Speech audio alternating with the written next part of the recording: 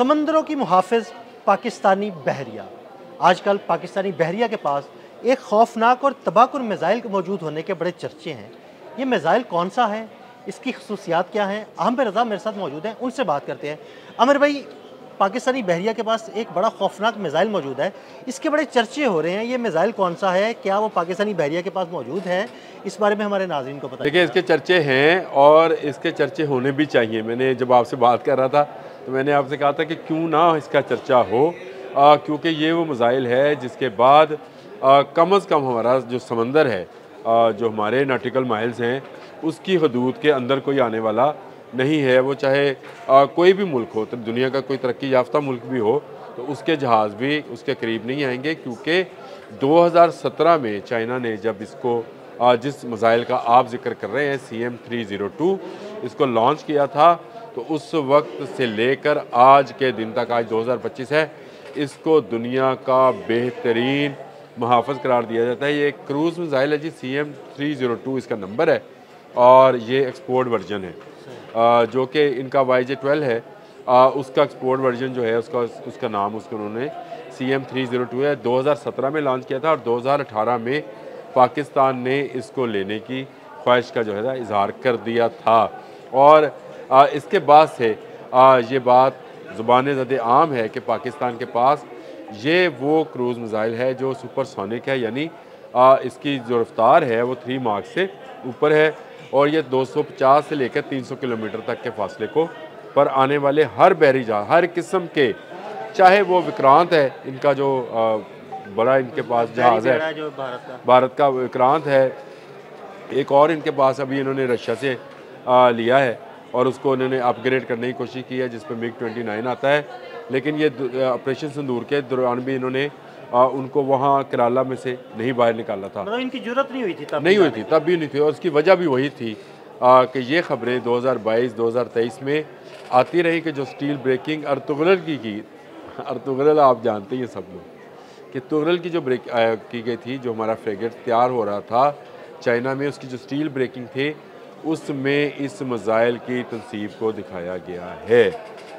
ये वो चीज़ें हैं जो आपको जो मिलिट्री वेबसाइट्स हैं उस पर मिल जाती हैं। कवा में मैं आपको उसका लिंक भी दे देता हूँ। फिर एशियन मिलिट्री रिव्यू के अंदर भी ये बात शामिल है कि पाकिस्तान इस किस्म का क्रूज़ मिज़ाइल जो है वो ले रहा है। कवा ने तो ये कहा कि ले लिया है और फ्रैगेट में जो उसकी स्टील ब्रेकिंग थी उसके दौरान उसको नस्ब दिखाया गया है 2x2 की, यानी 4 मिज़ाइल ये वाले लगे दिखाए गए हैं। ये दुनिया का बेहतरीन मिज़ाइल है जी और इसके अंदर वो तमाम सलाहियतें मौजूद हैं कि ये दुनिया के किसी भी बहरी बेड़े को तबाह बर्बाद कर सकता है। दुनिया का कोई बहरी जहाज़ इसके सामने आएगा तो डूब जाएगा। इस मिज़ाइल की तनसीब के साथ पाकिस्तान बहरिया कम अज़ कम बहरा अरब में जो है महफूज तरीन इलाका समझा जा सकता है।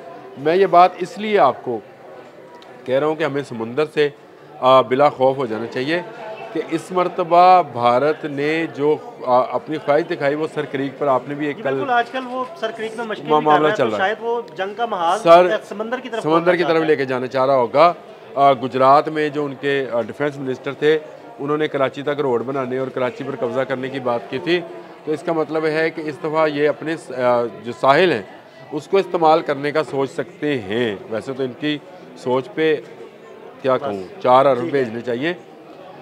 इन पर जो है इनको पता है कि पाकिस्तान कभी भी मैं आपसे जब डिस्कस कर रहा था तो मैंने आपसे कहा था 65 हो या ऑपरेशन सिंदूर हो या इससे पहले जितनी जंगें हैं ये आते हैं इस तरफ से, पंजाब की तरफ से, पहाड़ की तरफ से, कश्मीर की तरफ से, इस तरफ से आते हैं। समंदर से क्यों नहीं आते हैं? क्योंकि पाकिस्तान बहरिया आज से नहीं, पाकिस्तान बहरिया पहले दिन से जब इसकी बुनियाद रखी गई थी ये भारतीय बहरिया से कारकर्दगी में बेहतर रही है।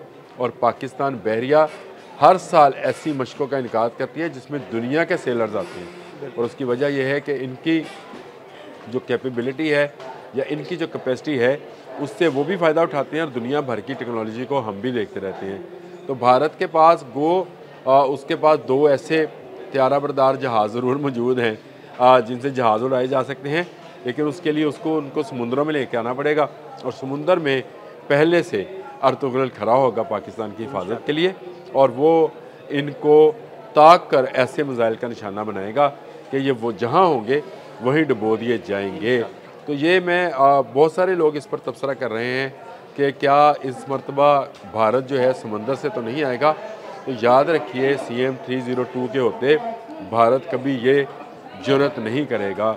आपने इस ऑपरेशन सिंदूर के दौरान भी देखा कि मेजर गुरु वारिया समेत उनके सारे लोग जो कह रहे थे कराची तबाह हो गया, इवन लाहौर की बंदरगाह भी तबाह किए बैठे थे। तो लाहौर में बंदरगाह बनवा दी थी, बना के तबाह भी कर दी थी, यानी बनाई भी और तबाह भी कर दी थी। ये इनकी ख्वाहिश और खसरत ही रहेगी कराची वाली। अभी भी जो उनके डिफेंस मिनिस्टर ने जो कराची तक रोड की बात की है, इनकी ख्वाहिश ये है कि पाकिस्तान जिस इकनॉमिक वे पर है, ये बड़ी अहम चीज़ है, पाकिस्तान जिस इकनॉमिक वे पे है उस पर जो पाकिस्तान है आइंदा आने वाले सालों में हमारी फ़ौजी अस्करी और हमारी सियासी क़यादत मिलकर ऐसा प्लान किए हुए हैं कि पाकिस्तान की तरक्की समंदर के रास्ते पाकिस्तान आएगी और यहाँ से फिर पूरी दुनिया में जाएगी। ये चाहे ग्वादर की बंदरगाह हो, चाहे पिसनी की बंदरगाह, ये पिसनी की बंदरगाह पे किसी दिन करेंगे बात हम, चाहे पिसनी की बंदरगाह हो, चाहे कराची की बंदरगाह हो, जो पोर्ट कासम है वो हो, ये सारी के सारी वर्ल्ड ट्रेड पे जाने वाली हैं और ये पूरी दुनिया की ट्रेड को यहाँ से कंट्रोल किया जाएगा। चाहे वो ट्रेड चाइना की हो चाहे अमेरिका की हो, मैं दोनों मुल्कों के नाम दोबारा ले रहा हूँ, चाहे वो चाइना की हो चाहे अमेरिका की हो, दोनों की ट्रेड पाकिस्तान की मरहून मिन्नत होनी है। और पाकिस्तान की मरहून मिन्नत होने का मतलब ये है कि पाकिस्तान की बहरिया इन तमाम कोस्टल्स की हिफाजत जो है वो करेगी। और CM 302 के होते हुए हमें वैसे इस तरफ से कोई ख़तरा होना नहीं चाहिए। और जिस तरह से पाकिस्तान ने 4 फ्रेगेट्स तैयार कराए हैं जिनके नाम हैं, एक टीपू है, अर्तुगरुल है, ये तमाम वो चीज़ें हैं, वो मिसाइल्स हैं, वो कश्तियाँ हैं जो दुनिया के हर बहरी जहाज़ को डुबोने की सलाहियत रखते हैं। और भारत तो कभी सोचे भी ना कि वो समंदर के रास्ते पाकिस्तान आएगा। अगर पाकिस्तान आने का सोचेगा अभी तो जहाँ खड़े हैं वही डुबो दिए जाए। बिल्कुल, बहुत शुक्रिया आमिर भाई जी। बिल्कुल, आमिर रज़ा ने बड़ी तफसील के साथ आपको पाकिस्तानी बहरिया की सलाहियतों के बारे में बताया। अदील अहमद और आमिर रज़ा को इजाज़त दीजिएगा।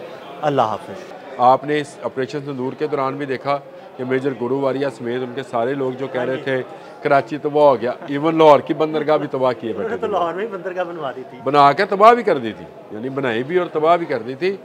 ये इनकी ख्वाहिश और खसरत ही रहेगी कराची वाली। अभी भी जो उनके डिफेंस मिनिस्टर ने जो कराची तक रोड की बात की है, इनकी ख्वाहिश ये है कि पाकिस्तान जिस इकनॉमिक वे पर है